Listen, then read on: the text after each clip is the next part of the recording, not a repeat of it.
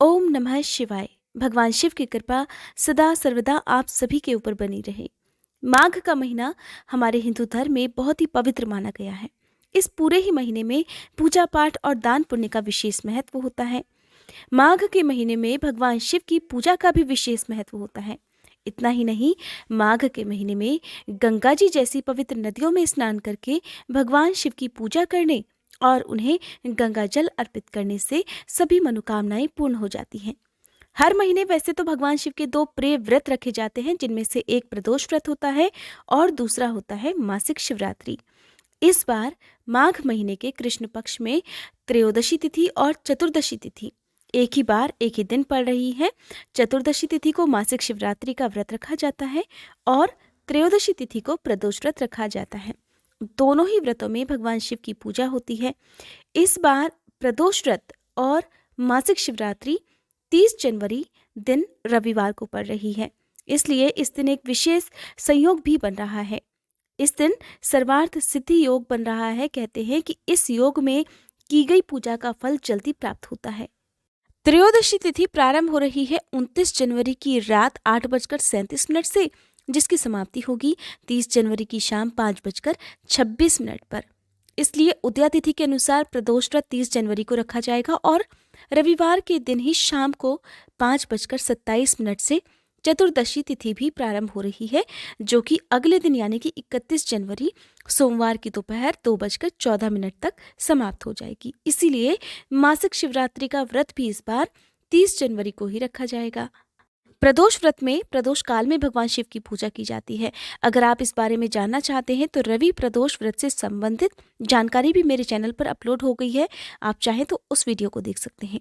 मासिक शिवरात्रि की पूजा का शुभ मुहूर्त रहने वाला है 30 जनवरी की रात को 11:20 से देर रात 1:18 तक। ये सबसे शुभ समय है। मासिक शिवरात्रि में भगवान शिव की पूजा मध्य रात्रि में ही की जाती है। जो भक्त पहले से ही मासिक शिवरात्रि का व्रत रखते आ रहे हैं, उन्हें इस बारे में बहुत अच्छे से पहले ही पता होगा। आज की वीडियो में मैं आपको सुनाने वाली हूँ मासिक शिवरात्रि की व्रत कथा। व्रत कथा प्रारंभ करने से पहले आप सभी से अनुरोध है, कमेंट बॉक्स में भोलेनाथ की जय जरूर लिखिएगा। पौराणिक कथा के अनुसार बहुत समय पहले की बात है। चित्रभानु नाम का एक शिकारी था। वो जानवरों की हत्या करके अपने परिवार का पेट भरा करता था। एक बार साहूकार का कर्जा न चुका पाने के कारण उसे क्रोधित होकर साहूकार ने शिव मठ में बंदी बना लिया। जिस दिन साहूकार ने उसे बंदी बनाया, संयोग से उस दिन शिवरात्रि थी। इसलिए जिस शिव मठ में शिकारी को बंदी बनाया गया था, उस शिव मठ में यानी कि शिव मंदिर में उस दिन शिवरात्रि की पूजा हो रही थी। सभी भक्त ध्यानमग्न होकर भगवान शिव की पूजा कर रहे थे और व्रत कथा भी सुन रहे थे। शिकारी भी ध्यानमग्न होकर शिव संबंधी जो भी धार्मिक बातें थी और व्रत कथा थी, वो भी चुपचाप सुनता रहा। इस प्रकार चतुर्दशी के दिन उसने शिवरात्रि व्रत की कथा भी सुन ली और शाम होते होते ही शिवरात्रि व्रत की कथा के प्रभाव से साहूकार ने उसे अपने पास बुलाया और ऋण चुकाने के बारे में उससे बात की।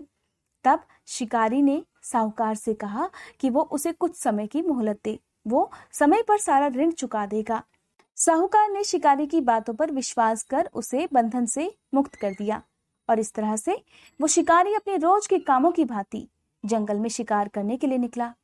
लेकिन दिन भर शिव मंदिर में बंदी रहने के कारण वो भूख प्यासे व्याकुल था। अब वो शिकार खोजता हुआ उस घने जंगल में बहुत दूर निकल गया। घूमते घूमते और शिकार की खोज में भटकते भटकते जब अंधेरा हो गया, तब उसने सोचा कि अब तो रात भी बहुत हो चुकी है, अब मुझे ये रात भी जंगल में ही बितानी पड़ेगी। जंगल में खतरनाक पशुओं से भी उसे डर था, इसलिए जंगल में ही तालाब के किनारे एक बेल के पेड़ पर चढ़कर उसने रात बीतने का इंतजार करने का निश्चय किया। शिकारी जिस पेड़ पर चढ़ा हुआ था, उसके ठीक नीचे शिवलिंग था, जो कि उस समय बेल पत्रों से ढका हुआ था। शिकारी को इस बात का पता ही नहीं था। पेड़ पर बैठे बैठे जब उसने भूख प्यास से पत्तियां तोड़कर नीचे फेंकनी शुरू की, तो वो अनजाने में ही शिवलिंग पर गिरती चली गई। इस तरह से दिन भर भूखे प्यासे शिकारी का व्रत भी हो गया और अनजाने में ही शिवलिंग पर बेलपत्र भी चढ़ गए। रात का एक पहर बीत जाने पर एक गर्भवती हिरनी तालाब पर पानी पीने पहुंची। उसे देखकर शिकारी ने धनुष पर तीर चढ़ाकर जैसे ही उसकी डोरी खींची, हिरनी बोल उठी, मैं गर्भिणी हूं और जल्दी ही बच्चे को जन्म देने वाली हूं। इस तरह से तुम एक साथ दो दो जीवों की हत्या कर दोगे, जो बिल्कुल ठीक नहीं है। मैं तुम्हें वचन देती हूँ, अपने बच्चे को जन्म देकर मैं जल्दी ही तुम्हारे सामने आ जाऊंगी, तब तुम मुझे मार लेना। गर्भवती हिरनी की ये बात सुनकर शिकारी को उस पर दया आ गई और उसने धनुष की डोरी ढीली कर दी और इस तरह हिरनी जान बचाकर झाड़ियों में गायब हो गई। डोरी खींचने और चढ़ाने के समय अनजाने में ही कुछ बेलपत्र और भी टूटकर शिवलिंग पर गिर गए। इस तरह से शिकारी से अनजाने में ही प्रथम पहर की पूजा भी संपन्न हो गई। थोड़ी देर बाद एक और हिरनी उधर से निकली। उसे देखकर शिकारी बड़ा खुश हुआ। पास आने पर जैसे ही उसने धनुष पर फिर से तीर चढ़ाया, तभी उसे देखकर हिरनी बड़ी विनम्रता पूर्वक उससे निवेदन करने लगी, हे शिकारी, मैं थोड़ी देर पहले ही ऋतु से निवृत्त हुई हूँ और इस समय अपने प्रिय की खोज में भटक रही हूँ। मैं अपने पति से मिलकर जल्दी ही तुम्हारे पास आ जाऊंगी, तब तुम मुझे मार लेना। मैं वचन देती हूँ कि मैं जल्दी तुम्हारे पास आऊंगी।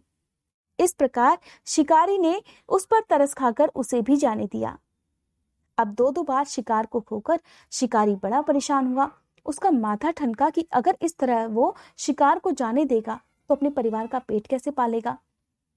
अब वो चिंता में पड़ गया।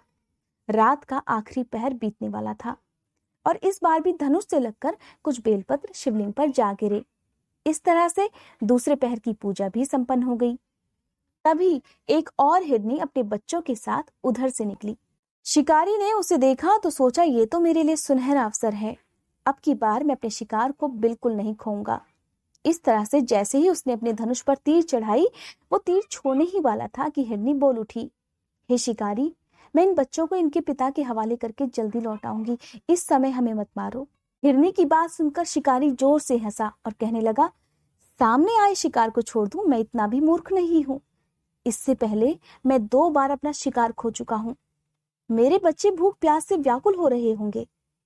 उसके उत्तर में हिरनी ने उससे कहा, हे शिकारी, जैसे तुम्हें अपने बच्चों की ममता सता रही है, ठीक वैसे ही मुझे भी सताती है। हे शिकारी, मेरा विश्वास करो, मैं अपने बच्चों को इनके पिता के पास छोड़कर जल्दी ही तुम्हारे पास लौट आऊंगी। और इस तरह हिरनी का दुख भरा स्वर सुनकर शिकारी को उस पर भी दया आ गई और उसने उस हिरनी को भी जाने दिया। इस प्रकार शिकार के अभाव में और दिन भर भूख प्यास से व्याकुल शिकारी अनजाने में ही बेल वृक्ष पर बैठा हुआ बेलपत्र तोड़ तोड़कर नीचे फेंकता जा रहा था। सुबह होने को थी, तभी एक हट्टा कट्टा स्वस्थ एक हिरन उसी रास्ते पर आया। शिकारी ने सोच लिया कि अब वो इस शिकार को किसी कीमत पर भी नहीं जाने देगा, इसको वो जरूर मारेगा।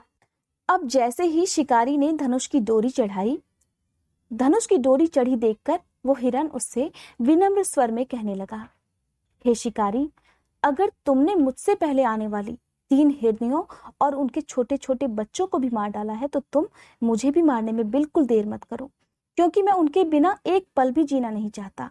मैं नहीं चाहता कि उनके वियोग का दुख मुझे झेलना पड़े। मैं उन हिरनियों का पति हूँ। हाँ, अगर तुमने उन्हें जीवनदान दे दिया है तो कुछ पल का जीवनदान मुझे भी देने की कृपा कर लो। मैं उनसे मिलकर तुम्हारे सामने जल्दी ही उपस्थित हो जाऊंगा। हिरन की ये बात सुनकर शिकारी के सामने रात का पूरा घटना चक्र घूम उठा और उसने सारी बातें उस हिरन को बता दी कि कैसे उसने हिरनियों और उनके बच्चों को जीवन दान दे दिया है और कैसे वे वचन निभाने का वादा करके गई हैं। तब हिरन ने कहा, जिस तरह से मेरी तीनों पत्नियां प्रतिज्ञाबद्ध होकर गई हैं, मेरी मृत्यु से पहले अपने धर्म का पालन वो नहीं कर पाएंगी।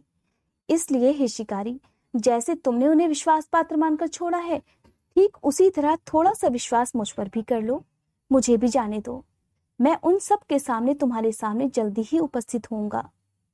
अब शिकारी ने उस हिरन पर तरस खाकर उसे भी जाने दिया। इस तरह सुबह हो गई। रात भर के उपवास, रात्रि जागरण और अनजाने में ही शिवलिंग पर बेलपत्र चढ़ाने से शिकारी के शिवरात्रि व्रत की पूजा भी संपन्न हो गई। अब अनजाने में ही उसे शिवरात्रि की पूजा का और व्रत का फल भी उसे तुरंत मिल गया। शिकारी का हिंसक हृदय एकदम कोमल हो गया, उसमें भगवत शक्ति का वास हो गया। इससे पहले कि शिकारी कुछ समझता, उसने देखा कि उसके सामने हिरन अपने पूरे परिवार के साथ उपस्थित था ताकि शिकारी उनका शिकार कर सके। बेजुबान निरीह प्राणियों की वचनबद्धता देखकर शिकारी का हृदय परिवर्तित हो गया बेजुबान और जंगली प्राणियों की सामूहिक प्रेम भावना, सत्यता और सात्विकता देखकर शिकारी को बड़ी आत्मग्लानि हुई और उसने पूरे मृग परिवार को जीवन दान दे दिया। इस तरह अनजाने में ही भगवान शिव की पूजा करने से और शिवरात्रि के दिन भगवान शिव को बेलपत्र चढ़ाने से उस शिकारी को अंत समय में मोक्ष की प्राप्ति हुई। जब मृत्यु के समय में यमदूत उसके प्राणों को ले जाने के लिए आए तो शिवगणों ने उन्हें वापस भेज दिया और शिवगण खुद शिकारी को अपने साथ शिवलोक लेकर चले गए। भगवान शिव की कृपा से अपने इस जन्म में राजा चित्रभानु अपने पिछले जन्म को याद रख पाए और शिवरात्रि के महत्व को जानकर उसका अगले जन्म में भी पालन कर पाए। यह थी मासिक शिवरात्रि के दिन सुनी जाने वाली भगवान शिव की कथा। उम्मीद करती हूँ ये कथा आपको पसंद आई होगी। अगर ये कथा आपको पसंद आई हो तो वीडियो को लाइक करके कमेंट बॉक्स में भोलेनाथ की जय लिखने के साथ साथ मेरे चैनल को सब्सक्राइब करना मत भूलिएगा।